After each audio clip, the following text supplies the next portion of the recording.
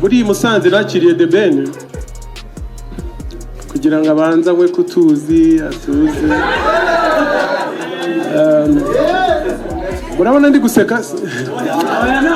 Nyagatare ibyabereye Musanze Nyagatare tuzabikwa inshuro 7.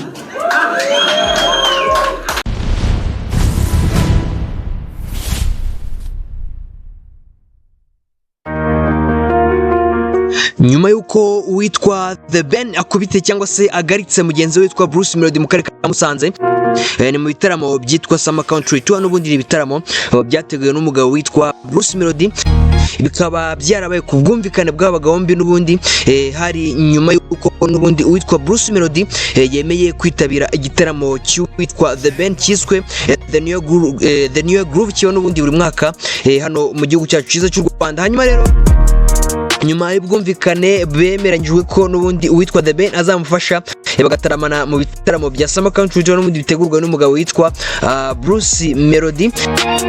Hanyuma rero mu kubitegura byabaye ku nshuro ya mbere, ngira ngo nk'uko mubizi byabereye mu karere ka Musanze. Hanyuma benshi bahamya ko cyangwa se bemeza ko uwitwa The Ben ari we watanze show cyangwa se ari we wahaye ibyishimo abafana be kurusha cyane uko uwitwa The Ben cyangwa se kurusha uko uwitwa uyu mugabo witwa Bruce Melody yabikoze. Hanyuma rero bikavugwa ko cyaba ari kimwe kubera ko n'ubundi mu bitaramo byiswe The New Groove y'umugabo witwa The Ben byari byagaragaye ko cyangwa se byari byavuzwe ko n'abakunzi cyangwa se n'abashyira rivality hagati y'abagabo bavuze ko uwitwa Bruce Melody yatanze show nziza muri The New Groove. Hanyuma bakavuga ko rero ari kimwe. Hanyuma rero mu kiganiro cyabaye ku mugoroba kuri uyu wa kabiri nibwo n'ubundi abagabo bombi bongeraga guhura nyuma y'igitaramo cya mbere cya Summer Country Tour cyaberaga i Musanze. Hanyuma bagahura n'ubundi baje mu cyo twakita nk'akazi kubera ko bari baje kumurika umufatanyabikorwa wabo n'ubundi bazajyana n'ubundi mu bitaramo bya Summer Country Tour,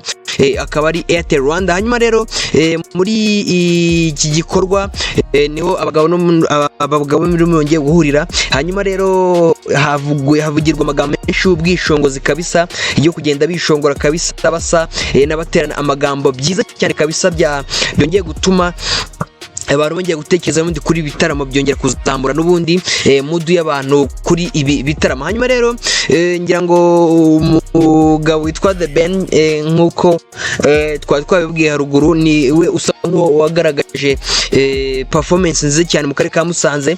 Hanyuma rero abajijwe icyo ashyiriye abantu ba Nyagatare mu bwishongozi bwinshi, niko navuga niba ari ijambo rimwe kabisa mu mbabarire, ariko yavuze ko ibyo yakoze mu karere n'ubundi ka Nyagatare ka Musanze yiteguye kuba yabikuba inshuro 7 kabisa mu gihe yaba ageze mu karere ka Nyagatare, cyane ko n'ubundi Nyagatare ari nka second home cyangwa se mu rugo wabo n'ubundi ha kabiri. Hanyuma uwitwa Bruce Melody agira icyo abivuga we mu magambo yagize ati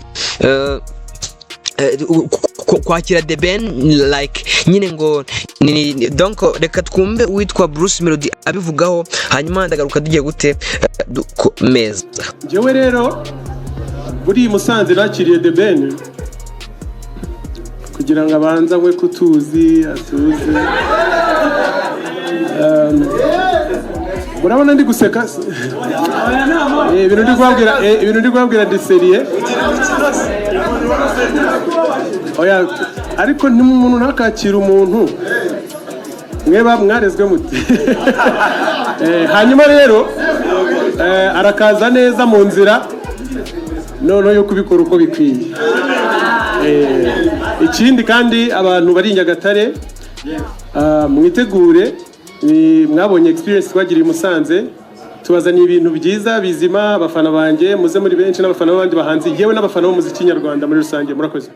Alright, yitwa Bruce Melody kabisa agenda acanga mu tuntu kabisa, avuga ati ni nkoko kugira gute, ati kwari nko kugira ngo tumureka agira gute abanze anywe ku mazi witwa Bruce Melody ndabashuje nitwa Shame Pacific ni Storm Digital Empire hano umunyamakuru yose abagezweho mu myidagaduro. Hanyuma rero turi mu bitaramo bya Summer Country Tour biri guhurira abahanzi bagera kuri 4 aba top line cyangwa se aba headliners bakuru ni Bruce ndetse na Ben. Hanyuma kandi birimo uwitwa Kitoko bibarwa amanzi kunzwe cyane hano mu Rwanda ndetse n'uwitwa Bwiza Emerance umuhanzikazi nawe w'umuhanga cyane ndetse wagaragaje urwego rwe n'ubundi muri imyaka ya vuba agize gute aje mu muziki. Hanyuma rero nkuko twabibwiye bazakomereza mu karere ka Nyagatare, ariko ndagira ngo nkumvishe n'ubundi amagambo ya The Ben yagize icyo abivuga n'ubundi muri iki gikorwa cyo kuba brand ambassador wa Airtel Rwanda. Hanyuma turumva na Bruce, hanyuma turahita dusoza. Niba utarakora kuri subscription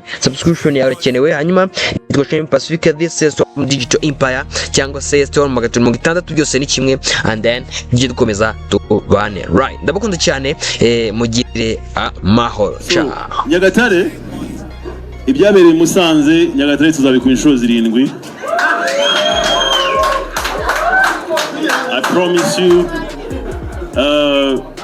Kandi mugenzi wanjye Bruce nibaza ko wenda nubwo yavugisha ikindi kintu umuntu ariko mu mutima z'ukuri. So we gonna see how it's gonna go.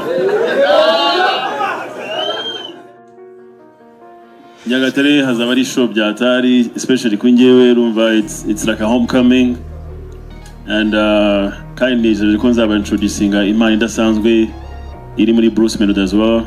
Of course baramwumva wenda ntibaranamubona, ariko I'll be introducing to them a young brother called Bruce. So it's going to be an amazing show.